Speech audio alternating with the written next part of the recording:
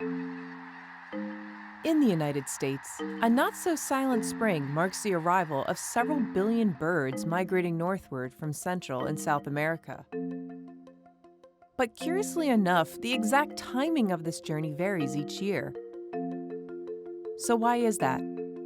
The key to this mystery may not lie in looking at the traditional flyways, but instead in radar, climate models, and a little bit of math.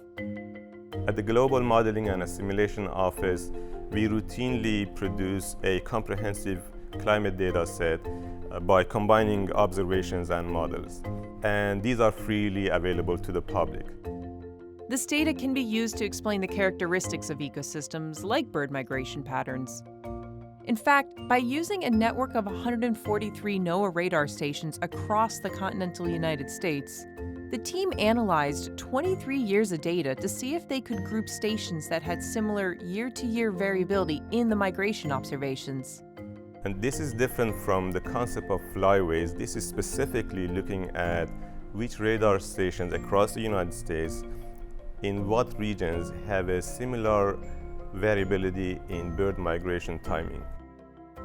What they found is that the U.S. can be divided into two regions, East and West, each with its own specific pattern of variability of migratory bird arrival times.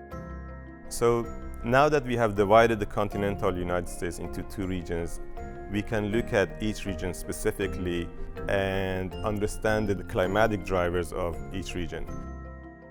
The team found that the behavior of Rossby waves, huge waves of high-latitude westerly winds, was a major influence for bird migrations in the east.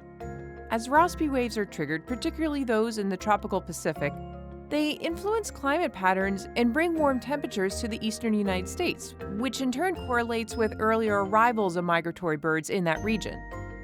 Cold temperatures have the opposite effect. Variations in the west, however, seem to be linked to more regional climate conditions, such as sea surface temperatures of adjacent waters. In this study, we tried to highlight the fact that we can use our data for applications that would bridge climate science with other disciplines. The team hopes that future research will build upon this study to help us better understand how changes in the climate impact specific migratory bird species.